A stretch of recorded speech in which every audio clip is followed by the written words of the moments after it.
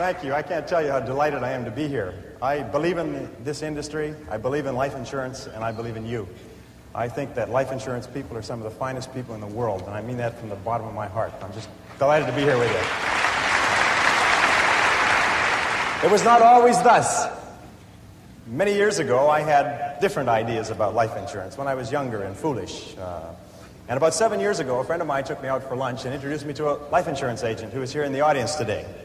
And he asked me a few questions, and I gave him a few answers, and he called me up a few days later. He said, why don't we get together for lunch again? So I thought that was pretty good. I could use a free lunch at that particular time of my life. So he took me out for lunch, and we had lunch, and he took out his folder, and he had prepared a proposal for me, and he said, based on everything that you've told me, I think that what you need is $1 million worth of life insurance. My heart almost stopped. Look, I said, if it's the lunch that's the problem, I'll pay for the lunch. I said, look, I got $100,000 worth of life insurance. If something happens to me, the house is paid off. My wife and my children have the house free and clear. Well, he explained to me that that's not a sufficient answer, that they're going to have to go to school and they're going to have to eat and things like that. I said, yeah. I said, look, I'm not going to gamble against myself. I'm not going to, pay money to bet against myself surviving. So he explained that away. And I gave him every objection that you could imagine. I don't care how many objections you've heard. I gave them all to him. And he answered them all, just sort of like a boxer, just going boom, boom, boom. Well, finally, I was still determined I wasn't going to buy it. I said, okay, you've answered every question, but tell me, give me one reason why I should buy $1 million life insurance policy. And this is what he did. He folded up his stuff, he put it aside, folded his arms, and he leaned across the table, and he said, Brian, he said, you're simply too important a person to have anything less than $1 million in life insurance. Well, I looked at him, and he looked at me, and the thing was, he meant it. I asked him last night, as a matter of fact, and he assured me, yes, he did mean it. And I couldn't argue with him. What was I going to say? No, I'm really quite insignificant and unimportant. And no, so I said, can you make monthly payments? And he said, yes. So I took the insurance. Now, that's not the important thing.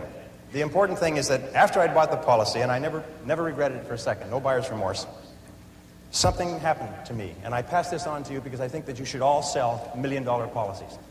Because when I walked away with that policy, I felt like $1 million person. My self-image... You know that your outer life reflects your inner life. We all know that. My self-image changed. Instead of being a struggling business person with family responsibilities and too many bills and not enough money, I was $1 million person. When I signed a loan application, and I signed quite a few, I could put down there, insurance, $1 million. I started to think about that. If something happened to me, my family could live in style for life.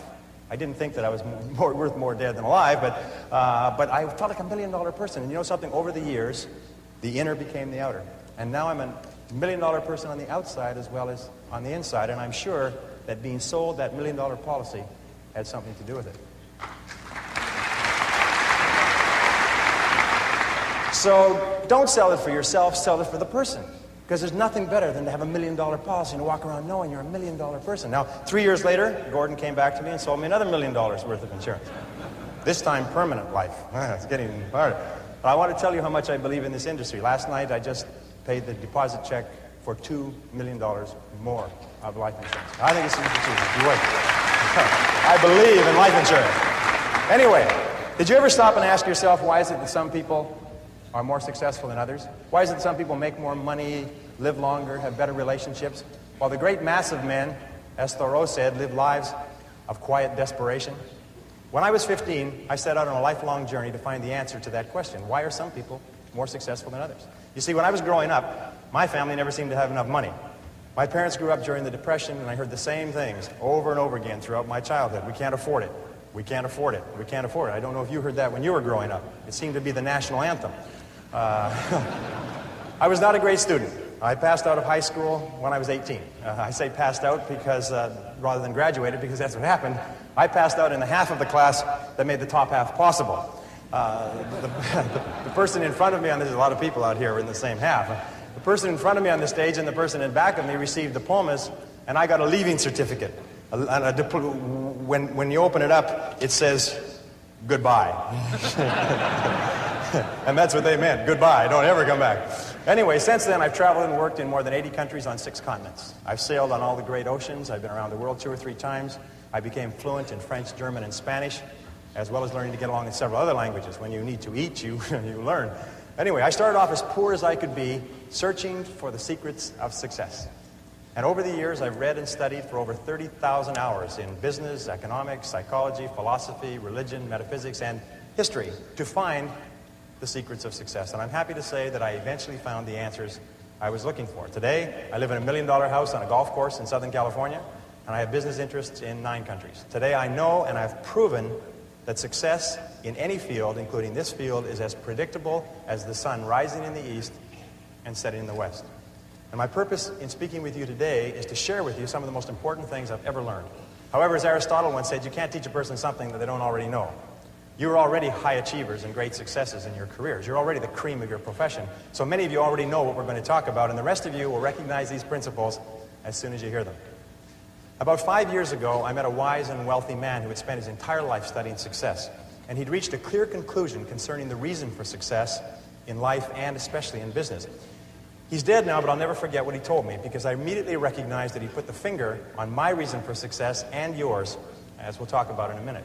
He said the key to success was to set a goal and then to stay with it until you achieve success in at least one important thing. He said that your subconscious mind will then accept that success experience and store it as a pattern, like a template.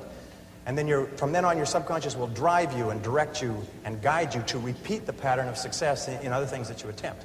Another way of saying it is that nothing succeeds like success. Psychologists have demonstrated that achievement brings you a natural high. Once you've experienced your first great success, then not only are you unconsciously programmed to repeat it, but nothing else will ever give you the same wonderful sense of satisfaction. And all high achievers know that. Anyway, I learned the truth of this idea many years ago when I first started traveling. I spent 8 years traveling around the world. And in many ways, a trip or a journey is a metaphor for life. My first big trip was that, and much, much more. It had such an enormous impact on me that I've never really gotten over it. My whole life has been different as a result of what I call the Sahara crossing. Let me tell you about it. When I was 18, 3 friends and I decided we'd go off and see the world. We were well out of high school, and we were laboring in sawmills on the West Coast. This is in 1963, and a lot of our friends were heading for Europe to travel around with backpacks. So we decided to do something different. You see, nobody else was going to Africa, so we decided we'd go to Africa. Of course, it never occurred to us to ask why it was that no one else was going to Africa. And that was our first mistake. After working and saving for a year, the 4 of us piled into an old 1946 Chevy and drove out of Vancouver, bound for Montreal, via Toronto. Actually, we just passed a couple of blocks from here on our way on that trip. It was late at night when we left. It was pouring rain. We were all 20 years old, and we were off to see the world. Anyway, I learned later that almost every great venture begins with an act of faith, like driving into the dark, into the unknown. In a way, nature protects us by shielding us from knowledge of the difficulties and obstacles that lie ahead. Because if we really knew all the problems we would face, the setbacks, the suffering, the temporary failure, and the disappointments, many of us would hesitate about ever even starting out at all. And our plan was to drive across country to Montreal, get jobs on ships to work our way across the Atlantic, and then head south across Europe to Africa. Pretty basic plan. However, as it happened in Montreal, one of the guys decided to give up and go home, and so he left us. Well, that left 3. The other 2, after one day, I still remember that, after one day of looking for work on the waterfront, decided to quit. Decided to quit trying and to spend their limited savings to pay their way across the Atlantic, rather than to work their way. I tried to talk them out of it. I told them that quitting is a habit. If you quit the first time you run into difficulties, you'll always quit when the going gets rough. You will, in effect, establish a pattern for failure rather than a pattern for success. But their minds were made up, so we split our savings and they took passage on a ship to England. I worked on a construction site in Montreal, hauling heavy things for the entire winter, and then I got a job on a Norwegian freighter out of Halifax in late February and arrived in England in mid-April. As I had predicted, my friends had quit and stayed in England working at odd jobs. However, we soon made up, good buddies again, and once more we headed for Africa. At this time, all we had was an 8.5 by 11-inch page about this size that had Europe and Africa all on the same map, on the same page. And it seemed to be a very simple thing to go from London, which was up here, to Johannesburg, which was down here. And it's just one page. And I mean, we sort of drew a straight line, and we thought, well, oh yes, there was a little orange part right across sort of a band right through the middle there called the Sahara Desert. Well, we thought, well, we'd just whip over that and get down to the green part on the map. There's no problem. I'm without a word of a lie, this is true. We didn't stop to think that the total distance was about 8,000 miles. See, we were big picture people. We didn't let ourselves get bogged down with details. We were young and we hadn't learned that it's the details that get you every single time. So we took a train down to London, and there we bought bicycles. See, we'd never heard of anyone riding from London to Johannesburg on bicycles, so we decided that we would do it first and become famous. That was another mistake. We soon learned that when you ride bicycles across France in the springtime, you find that the hills are all uphill and the wind is always in your face. So likewise, I found that when you embark on any new venture, you often find the same thing. Everything seems to go wrong, usually at the worst possible time and in the worst possible and most expensive way, like starting a new business or a new career. Anyway, after 2 weeks of grinding along on bicycles, uphill the whole way, which seems like a geographical impossibility, but it's true, we said, the heck with this. We loaded the bikes on a train and we rode across France and Spain to Gibraltar. There we sold the bicycles and bought a Land Rover with our last dollar. We had definitely learned why no one had ever crossed Africa on bicycles. It was darn near impossible to cross France on bicycles. Europe on bicycles. Anyway, so now we had a little problem. We were out of money. We'd exhausted our meager finances buying the Land Rover, and we didn't have enough money for fuel and equipment. So we all sat down. We consider ourselves great writers at that time. We all sat down and wrote letters to everybody that we knew, pleading for money, telling them how desperate our situation was. Sitting here looking across the Straits of Gibraltar to Africa. All we needed was just a little bit of money to get us over there. Anyway, eventually we got a little bit of money here and a little bit of money there, and then we got one big score. I'll never forget this. An uncle of Jeff's that he'd only seen once in his life sent us 100 pounds. 100 pounds at that time was $300, worth more than $1,000 today. And we were ecstatic. We were saved. So this was another lesson. Nobody ever makes it on their own. One of the great lessons of life. We all need help from others to get over the rough spots on the journey of life.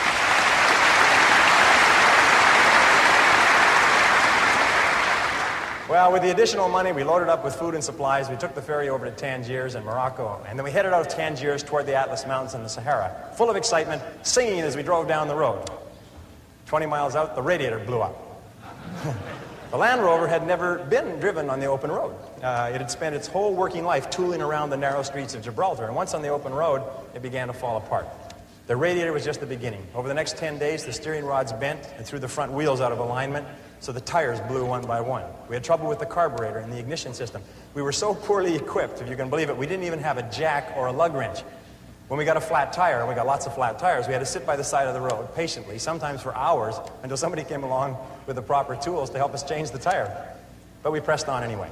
As we drove deeper into Morocco and over the Atlas Mountains and onto the Sahara escarpment, we entered into a world that had changed very little in 1,000 years.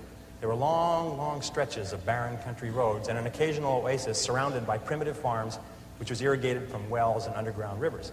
And that began an experience that I still remember quite clearly, and I think you'll be able to relate to this. By this time, I was speaking French fairly well. We could converse with the natives in the occasional small towns that we passed through. And in one town, early in our slow, halting trek across Morocco, someone asked us where we were headed. And we told them that we were going across the Sahara and into Africa. And he said, "Oh, no." He said, "You can't do that." He said, "You'll die in the desert." Well, I looked up my dictionary quickly because I didn't understand the expression. Vous allez mourir dans le buste. Vous allez mourir dans le buste. Okay? Vous allez, you will die in the desert. We then began to hear this on a regular basis everywhere we went. We'd stop in a small town, and people would bring their friends up to us and introduce us as the young men who were going off to die in the desert. Well, they seemed quite cheerful about it, but after a while, we found it kind of irritating. I mean, and by the way, these were not your average Arabs. These were Bedouin and Tuareg. These were desert people, members of tribes that lived in the Sahara for 1,000 years. I mean, they were in a position to know what they were talking about. And I learned a valuable lesson from this. I learned then, and for the rest of your life, whenever you try to do something out of the ordinary, people will line up to tell you that you can't do it, why you can't do it, that you'll lose your time, you'll lose your money, that you will, in effect, die in the desert. Even people who should know better will try to discourage you. To achieve anything greater worthwhile, you must train yourself to rise above these people, ignoring them and pressing on toward your goal regardless.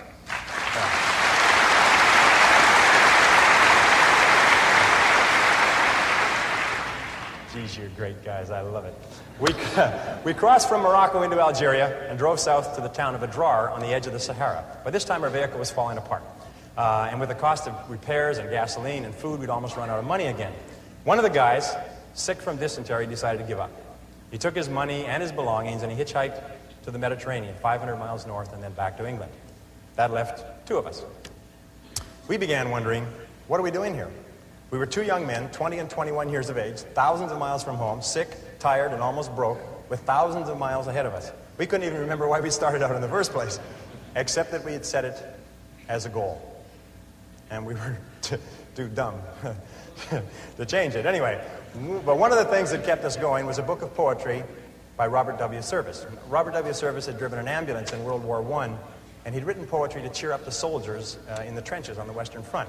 And there was one poem that we read over and over. It always gave us a boost in the determination to go forward. It was called Carry On. And it started like this. It said, "It's easy to fight when everything's right, when you're mad with the thrill and the glory.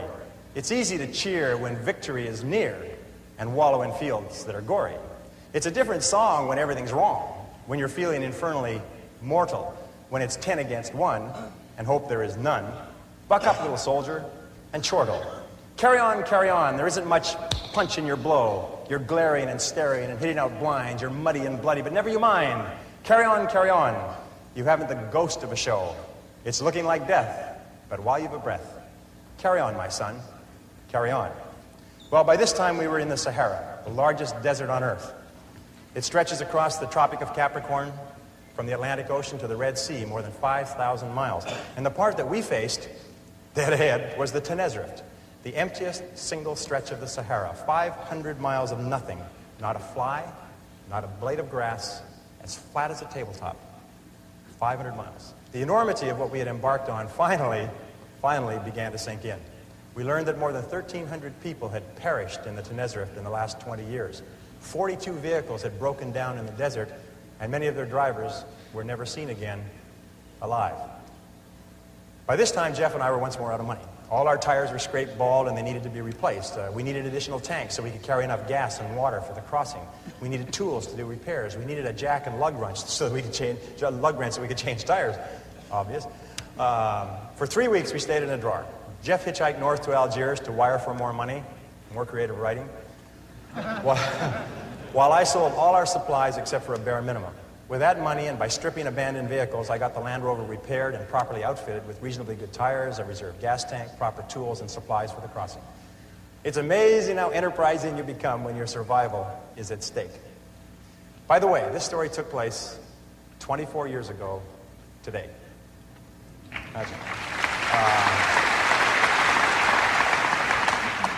The Sahara Desert in June is hot. How hot is it? It's very hot. It's damn hot. At midday, it reaches 140 degrees Fahrenheit. An exposed man can die of dehydration in less than 20 minutes. When the French ran Algeria, they required travelers to carry 5 gallons of water per person per day for the crossing. That's how much you drank. Because of the heat, you can only travel before 10 a.m. and after 4 p.m. The midday sun is so hot that if you drive, your engine oil boils. It becomes as thin as water, and your vehicle seizes up and it'll never run again. 6 weeks after crossing from Gibraltar, we were ready. Jeff came back with some money from his parents, and the vehicle was in perfect condition for the crossing. We realized that if anything did go wrong and we couldn't fix it, we would most certainly die in the desert. 3 days before the big push, the actual crossing, we met 5 Germans in a Volkswagen bus who were waiting for a truck convoy that would cross in a few days. They were going to play it safe and cross with the convoy, safety in numbers. We told them we were going, convoy or no convoy, and they decided to cross with us. The Algerian government stamps your passport out of Algeria 500 miles north of the border. From there on, you're on your own, and they couldn't care less what happens to you. As far as they're concerned, you don't exist anymore. So we set out, and I remember this clearly, we set out at sunset on a Thursday, following la piste, which is a French word for track, a very accurate word, track, that led straight south across the desert. We drove through the night. As we drove through the night, about 50 miles out, our troubles began. The Germans' vehicle sunk in and started to get bogged down in the fine sand that had blown over the track.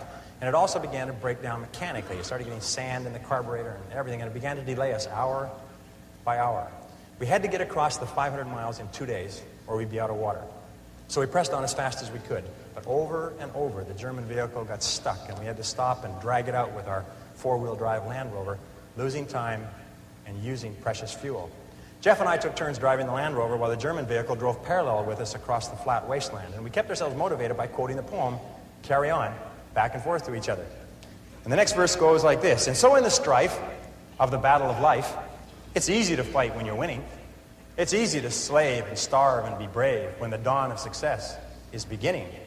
But the man who can meet despair and defeat with a cheer, there's the man of God's choosing. The man who can fight to heaven's own height is the man who can fight when he's losing. Carry on, things never were looming so black, but show that you haven't a cowardly streak, and though you're unlucky, you never are weak. Carry on, brace up for another attack. It's looking like hell, but you never can tell. Carry on, old man, carry on." By morning,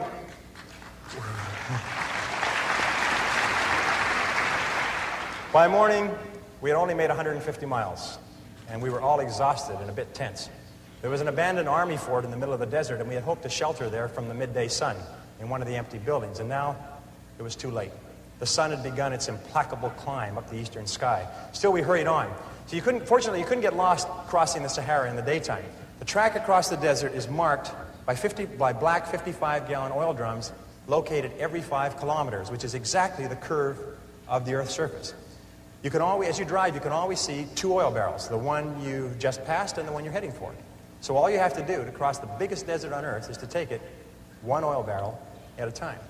Of course, traveling at night, if you wander from the piste, if you wander from the track, you can get lost in the desert and drive until you run out of gas. And many people have died that way. As we would approach each oil barrel, it was really neat. As we approach each oil barrel, we come to this oil barrel, we just come parallel with it. The next oil barrel would just pop up on the horizon. And as we would pass this oil barrel, the one behind us would fall off the horizon, as though it had been shot in a shooting gallery. Really neat. So in the years since then, I found that you can achieve almost any goal you set for yourself if you simply take it 1 oil barrel, 1 step at a time.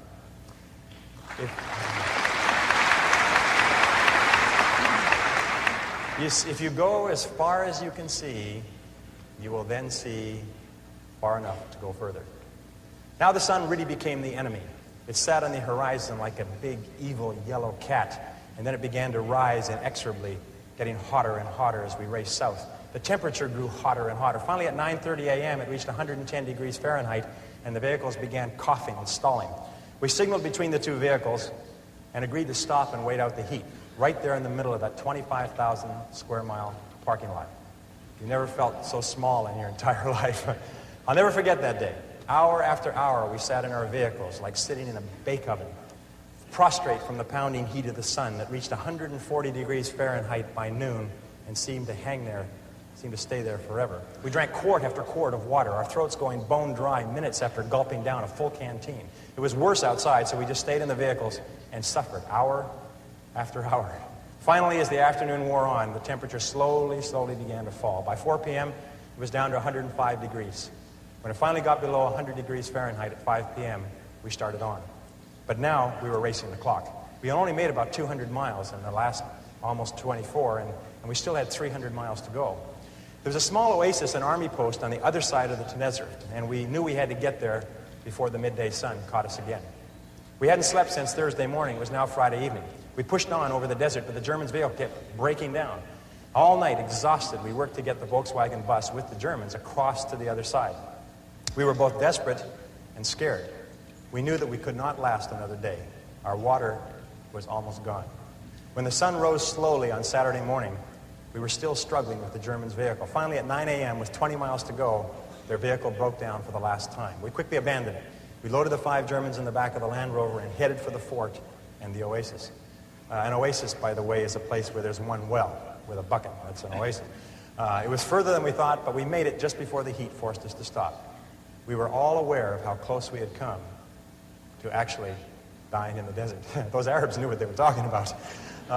So we sat out the heat that day in a native hut near the fort, and then we went back that evening and towed the Volkswagen bus into the army post. We had done it. We were over the Sahara. We hadn't slept for...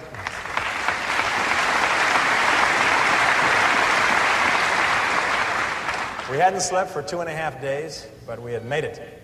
Now, I won't go into the details of what happened on the rest of our trip across Africa, except to say that we did finally get to Johannesburg 2 or 3 months later. I won't trouble you with I won't trouble you with how we had to cross 2 countries illegally with the police and the army on orders to shoot to kill if they saw us. And I won't go into how we were almost killed under the boots and rifle butts of a mob of soldiers in the Congo. That was another close one. And I won't talk here about the experience of meeting and working with Dr. Albert Schweitzer in his hospital village in Lambrini. No, I'll wrap up this story here by telling you what I learned about life and success in the Sahara crossing. Here are 7 rules you can apply to any challenge that you face in achieving anything you desire. Rule number 1, the most important key to achieving great success is to decide upon your goal and then launch. Get started, take action, do something, move. A 12-year study at Babson College concluded that the act of taking the first step is what separates the losers from the winners, or the winners from the losers. We set out at the age of 20 with $300 each to cross 3 continents and travel 17,000 miles from Vancouver on the west coast to Johannesburg in southern Africa. And we made it in just under 12 months. But the most important step was the first one. All the rest followed from that. Number 2, once you've launched towards your goal, never consider the possibility of failure. The Germans have a saying, it's immer vorne, nie zurück. Immer vorne, nie zurück. And it means always forward, never backward. Always forward, never backward. Never consider the possibility of failure. Every person here is here because they refused to quit when the going got rough. Your ability to persist in the face of setbacks and disappointments is vital to all great achievement, and it's always a decision that you make. It's not the external environment, it's always the internal environment. Number 3, the biggest goal in the world can be accomplished if you just take it 1 oil barrel at a time. Thomas Carlyle once wrote that our great business is not to see what lies dimly at a distance, but to do what lies clearly at hand. The only time you will ever have is now. If you live every day, every hour, the best you can, the rest will take care of itself. As the Bible says, sufficient unto the day are the cares thereof. Number 4, watch out for the naysayers. The negative people around you are always telling you that you'll die in the desert. Get around positive people. Get around winners like people in this room. Fly with the eagles and refuse to listen to objections and reasons why you can't succeed. Someone once said that if every possible objection must first be overcome, nothing will ever get done. And truer words were never spoken. Number 5, welcome obstacles and difficulties as valuable and inevitable steps on the ladder of success. Remember that difficulties come not to obstruct, but to instruct. Difficulties come not to obstruct, but to instruct. Our trip to Africa was one problem after another. We ran out of money over and over. We strained every muscle of our bodies trying to ride bicycles across France and Spain. Our Land Rover broke down again and again. We suffered from dysentery and heat stroke and exhaustion. But when it was time, we were ready for the Sahara crossing. In retrospect, we saw clearly that without the lessons that we had learned from our mistakes, we would have surely died in the desert. And when you look back on any achievement, you will find that it was preceded by many difficulties and many lessons. They are the price that you pay for your success, and no success is possible without them. Number 6, be clear about your goal, but be flexible about the process of achieving it. Be willing to change, to try something new. Keep your mind open and fluid and flexible. Be willing to accept feedback from your environment and correct your course. This is a key quality of peak performers. They're not rigid, they're flexible. Remember, it's not what you have, but what you do with what you have that separates winners from losers. It's not what happens to you, but how you respond to what happens to you that counts. In the final analysis, your response to the adversity of life is the real measure of who you are and what you're made of. The Greek philosopher Epictetus once said that circumstances do not make the man or woman, they merely reveal him to himself. When you find out who you really are when you face adversity. And remember, number 7, the last rule is, nobody does it alone. At every step on our journey across Africa, people helped us with advice and with food and with assistance and with money, but especially with warmth and with kindness and with generosity. When life is over, it will be the people that we lived and laughed and loved with that we remember more than anything else. So don't be afraid to ask for help from others. It's a mark of strength and courage and character. And don't be reluctant to give of yourself to others generously. It's the mark of caring and compassion and personal greatness. The reason the Sahara story was so relevant for me was that because after the Sahara, I never felt that there was anything I couldn't do. I felt programmed for success for life, although it took me many years to understand it. And the reason why this story may be of interest to you is because I believe that everyone has a Sahara to cross, perhaps more than one. Many of you are crossing your own Saharas right now. Everyone eventually goes through periods of great difficulty, their own private hells, their dark nights of the soul. But it is by facing whatever life gives us with courage and determination that we grow more surely toward the stars. Let me leave you with the last verse of Carry On. There are some who drift out in the deserts of doubt, and some who in negativity wallow. There are others I know who in piety go because of a heaven to follow. But to labor with zest and to give of your best for the sweetness and joy of the giving, to help folks along with a hand and a song, why there's the real sunshine of living. Carry on, fight the good fight and true. There's big work to do. Believe in your mission, greet life with a cheer. There's big work to do, and that's why you're here. Carry on, let the world be the better for you. So at last when you die, let this be your cry. Carry on, my soul, carry on. Ladies and gentlemen,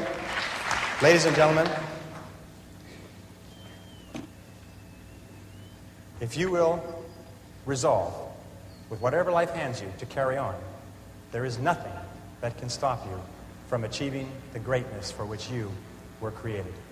Thank you. Here.